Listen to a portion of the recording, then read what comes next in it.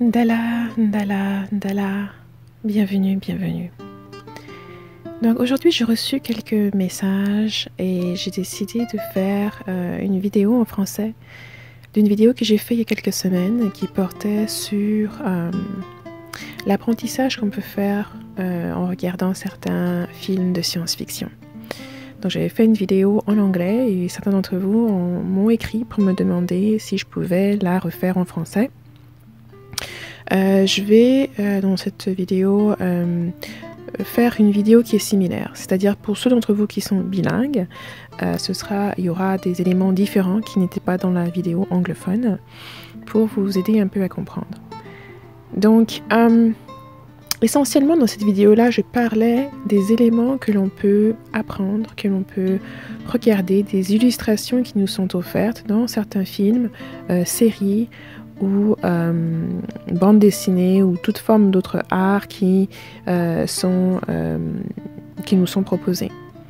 Particulièrement dans cette vidéo-là, je parlais des séries et des films, et je parlais encore plus particulièrement de deux séries en particulier que j'ai pas mal regardées et que je trouve très très intéressantes et sur lesquelles je vais vous proposer quelques discussions par rapport à certains éléments. La première série s'appelle Dark. C'est une série allemande qui est sur Netflix. Donc vous pouvez regarder avec des sous-titrages. Ce que je vous encouragerais, au lieu de la regarder avec une voix doublée en français, je vous encouragerais à la regarder en allemand avec les sous-titrages. Je pense qu'il y a beaucoup à gagner lorsqu'on entend une langue que l'on ne connaît pas, parce que dans la langue originelle, il y a une expression qui est là, qui est présente, qui est bien plus chaleureuse, qui est bien plus authentique dans la langue originelle, plutôt que lorsqu'on a un doublage. Dark est une série allemande qui est très très populaire. Il y a beaucoup de vidéos qui ont été faites là-dessus sur YouTube. Et le sujet central de la série est le voyage dans le temps. Donc, pour moi, il y a plein d'éléments dans cette série qui illustrent pas mal certaines notions par rapport au voyage dans le temps. Il y a des discussions aussi par rapport au divin, par rapport à Dieu. Il y a une discussion aussi par rapport au choix individuel, au développement personnel, aux choix que l'on peut faire qui peuvent être bons ou mauvais, à sa place dans le monde, à sa place dans la lignée temporelle aussi, et spatiale. Donc il y a beaucoup cette série nous offre beaucoup d'idées très très riches et beaucoup d'illustrations qui nous permettent justement de méditer ou de songer à certains de ces concepts de manière un peu plus pondérée ou de manière un peu plus illustrative. Je reviendrai sur ce point-là dans quelques minutes. La deuxième série est la série Stranger Things, une série américaine qui relate un peu des faits qui se sont produits pendant les années un peu 80-90. C'est une série qui fait appel autant aux conspirations un peu du gouvernement et puis les brèches multitemporelles, multidimensionnelles, notre existence avec des existences de d'autres entités qui peuvent être très proches de nous et avec lesquelles on peut interagir. Enfin bref, cette série nous offre une illustration de plusieurs concepts différents lorsqu'on parle et lorsqu'on questionne peut-être cette notion selon laquelle nous ne sommes pas seuls, cette notion selon laquelle aussi le gouvernement serait en train d'essayer d'entrer en contact avec d'autres entités, etc. Et donc la série illustre ça. Ces deux séries en particulier ont pour caractère principal des enfants, des adolescents. Donc ça nous donne une perspective aussi qui est beaucoup plus celle de l'enfance, celle qui est beaucoup plus un peu plus innocente, et aussi avec des personnages adultes avec lesquels on peut un peu plus s'identifier si vous êtes plus âgé que ça. Et ces personnages adultes justement nous présentent différentes perspectives qui nous permettent aussi de réfléchir et de se placer et de voir quelle perspective est la plus proche de la nôtre, personnellement.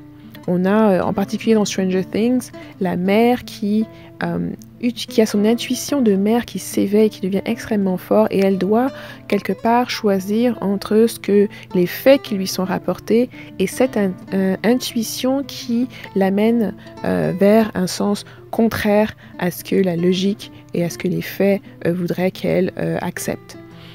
Donc, ces deux séries sont des séries sur lesquelles je vais parler. Je vais faire quelques vidéos parce qu'il y a des éléments que je trouve qui sont importants à discuter. Et puis aussi, ma notion en général, lorsque je vous parle de films ou de séries à la télévision, c'est pas pour que vous couriez aller les regarder si vous n'êtes pas quelqu'un qui regarde la télé.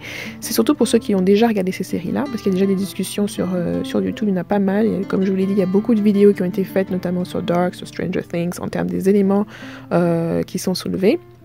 Et moi, j'essaye aussi de ne pas aborder des sujets ou des points qui sont déjà dans des vidéos qui existent. Donc, avant de me poser des questions, je vous dirais bien, si c'est une question qui vous tient vraiment à cœur, regardez un peu sur YouTube s'il y a déjà des vidéos qui sont faites sur le sujet, parce que moi, j'aime pas tout simplement reprendre ce que d'autres personnes ont déjà dit. Si c'est déjà dit, déjà fait, moi, au plus que je vous mettrais, si j'y réponds, ce serait de vous dire qu'il y a déjà des vidéos sur le sujet ou la question que vous avez posée. Mais essentiellement, lorsque je vous parle de vidéos, de films, etc., c'est parce que ces films, ces séries offrent une illustration de certains points, de certains principes, de certaines perspectives. Donc c'est souvent beaucoup plus facile de donner de la couleur, de lui donner une imagée, de voir, ok, voici un exemple à quoi ça pourrait ressembler lorsque vous êtes, par exemple, tiraillé entre votre intuition et les faits que l'on vous force ou on veut vous forcer à accepter. Donc il y a plusieurs films qui montrent ces exemples-là. Maintenant, pour ceux d'entre vous qui ont déjà vu ces séries, ça va vous permettre peut-être d'engager un peu plus sur certaines notions, peut-être aussi de partager vos propres réflexions sur ces notions-là et sur ces films. Il y a des films que parfois, moi je vous dis, ce ne sont pas des films que je recommanderais, ce ne sont pas des films qui sont pour tout le monde. Âme sensible, s'abstenir. Et si vous êtes quelqu'un qui est très sensible, si vous regardez des films et ça vous donne des cauchemars, des choses comme ça, c'est que les films en général ne sont pas pour vous. Ça veut dire que vous avez un monde intérieur qui est très ouvert, qui est comme une éponge qui absorbe tout. Dans ce cas-là, je vous conseillerais de regarder les films qui ont été évalués pour les enfants, tout simplement. C'est pas la peine de vous exposer inutilement à certaines notions qui vont vous donner des cauchemars ou qui vont modifier quelque chose dans votre moi interne. Moi, j'ai la latitude de pouvoir regarder certains films sans être touchée. Ce ne sont pas des choses que j'absorbe. Ce sont des choses que je regarde avec un œil précis aussi, en termes de regarder pour de la recherche, regarder pour essayer de comprendre certaines choses, et non pas pour mon divertissement. Ce ne sont pas des films ou des choses que je regarde juste pour mon divertissement personnel. Et c'est important que vous fassiez cette différence. Toutes les choses que vous regardez pour quote-unquote votre divertissement, si vous regardez un match de tennis pour votre divertissement, il n'y a pas grand-chose qui va vraiment venir imbiber votre moi interne. Sauf lorsque, comme l'exemple de Serena Williams il y a quelques mois, il y a d'autres tangentes qui se mélangent avec le jeu qui vont maintenant vous imprégner. Comme un peu aussi avec ce qui s'est passé aux États-Unis avec le Super Bowl, et puis Kaepernick, ce sont des choses qui vont vous imprégner.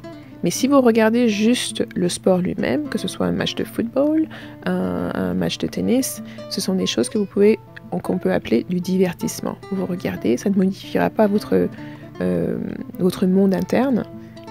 Par contre, lorsque vous regardez des films d'horreur, des films qui touchent à la spiritualité, dépendamment de qui l'a écrit, de ce qui est fait, de l'histoire et de ce qu'on vous montre, si vous êtes quelqu'un qui est sensible, ça va affecter votre monde intérieur. Vous pouvez vous retrouver justement à avoir des cauchemars qui ne vous lâcheront pas ou qui iront après dans votre subconscient. Donc c'est très important pour vous de savoir qui vous êtes, de vous connaître. Les films d'horreur ne sont pas pour tout le monde. Ce ne sont pas, pour moi, de ma perspective, ils ne sont pas faits pour du divertissement. Une partie des gens qui font des films d'horreur sortent en elles-mêmes ces choses de leur monde interne et le mettent dans un film. De même, c'est pour ça que la musique aussi, tous les genres de musique ne sont pas pour tout le monde. Il y a des genres de musique qui sont bien plus sombres. Ce n'est pas des genres de musique que vous devriez écouter si votre monde interne absorbe ça et que ça se reflète en vous. Okay? Il faut savoir prendre cette responsabilité-là en regardant les genres de films, les genres de choses qui vous conviennent. Maintenant, si vous êtes quelqu'un qui est capable de regarder certaines choses sans en avoir des cauchemars, sans que ça ne s'imprègne, ça ne s'intègre à votre monde intérieur, alors vous êtes capable aussi de pouvoir apprendre de ces éléments-là que vous regardez. Maintenant, mes vidéos, l'avantage pour ceux d'entre vous qui êtes sensibles, c'est que lorsque je vais faire mes vidéos, vous n'aurez pas à aller regarder ces films-là parce que je vais vous donner en fait la notion de certains éléments importants à retenir ou à pondérer. Donc ça vous permet dans ce cas-là de ne pas être exposé à certaines choses de façon non nécessaire. Okay? Et c'est essentiellement ce que je disais. Les films, si vous pouvez les regarder de différentes manières. Vous pouvez les regarder juste pour votre divertissement, comme je vous l'ai mentionné tout à l'heure, ou vous pouvez les regarder justement pour apprendre.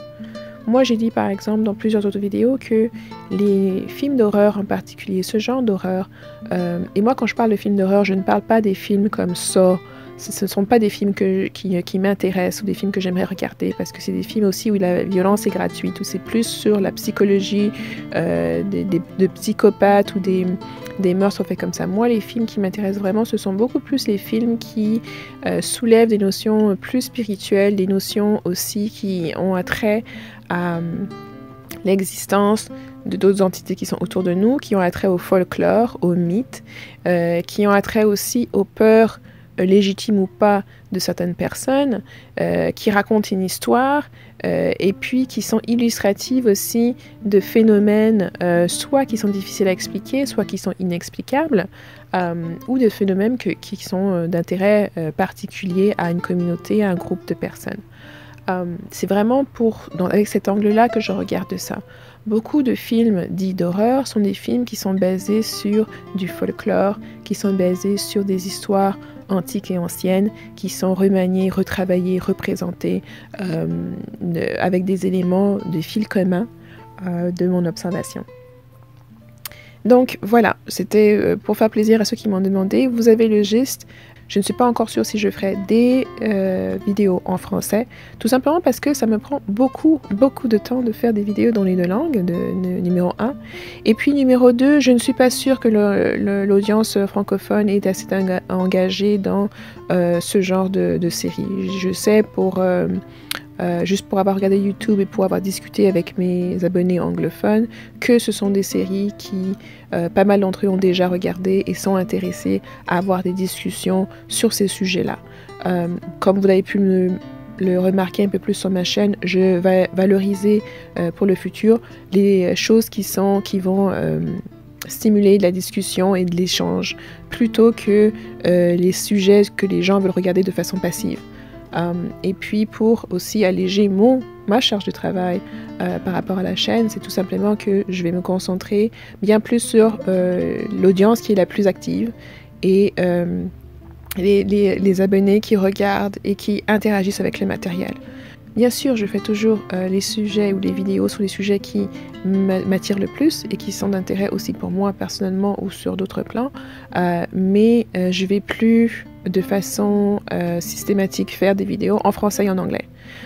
Donc je vous demanderai aussi s'il n'y a pas de vidéo qui est faite en français, c'est pour cette raison-là. Donc c'est pas la peine nécessairement de me demander de la refaire en français. Là j'ai pris la peine de le faire parce que plusieurs d'entre vous l'ont demandé, mais pour moi c'est comme ça que j'agirai à l'avenir. La façon dont je sais que vous êtes intéressés, c'est par justement les fois où vous likez les vidéos, où vous les partagez. Je vois que ce sont des vidéos qui sont intéressantes pour cette audience-là. C'est comme ça que je décide si je continuerai à faire des vidéos en français. Comme je vous l'ai dit à la base, beaucoup de mes vidéos étaient en anglais. Je me suis dit à un moment donné, pourquoi pas faire quelques vidéos en français pour les francophones s'il y a des personnes intéressées. Il y a un petit monde qui est venu, il y a un certain nombre parmi vous qui sont arrivés à la chaîne, mais je vois aussi que le plus grand volume de personnes qui interagissent sur ma chaîne avec le contenu, ce sont les abonnés anglophones. Bien sûr, je sais que parmi d'entre vous qui sont francophones, il y en a qui parlent anglais et qui préfèrent interagir sur les vidéos en anglais. Mais pour moi, c'est aussi une manière de pouvoir allouer mon temps, attribuer mon temps, diriger mon temps de libre vers les personnes qui sont intéressées et puis qui le montrent. Donc c'est bien beau d'être là et de regarder des vidéos de façon passive, mais si je ne sais pas que vous êtes là, si vous ne likez pas la vidéo ou la partagez, j'ai aucune habilité de savoir que c'est un sujet qui est intéressant. Et s'il n'y a pas de commentaire, pour moi, c'est que ça ne suscite pas en vous une réflexion ou un besoin de partager quoi que ce soit. Donc, c'est comme ça que je vais procéder. Malheureusement, tout comme vous, mon temps dans la journée est limité et je dois faire du mieux que je peux avec le temps que j'ai de libre. Donc cela dit, j'ai quelques heures aujourd'hui. Je vais vous faire une série de vidéos qui s'en vient. Encore, comme je vous l'ai dit, si la vidéo n'est pas en français, c'est que je n'ai pas vu d'intérêt de l'audience francophone à la faire. Et puis, donc, désormais, dorénavant, ne vous attendez pas qu'il y ait systématiquement des vidéos en français. Donc, merci. Pour ceux d'entre vous qui avaient posé la question, qui voulaient que je fasse cette vidéo en français, j'espère que vous allez prendre le temps d'aller voir ces séries-là, Dark et puis Stranger Things. Ces deux séries sont sur la plateforme qui s'appelle Netflix. Et puis, on se verra dans les vidéos en anglais. À moins que vous me laissiez savoir sous cette vidéo que vous seriez intéressés. Ceux d'entre vous qui ont déjà vu ces vidéos, laissez-moi savoir aussi. Comme ça, je pourrais aussi avoir un petit compte pour voir si je devrais peut-être aussi prendre le temps de faire des vidéos en français.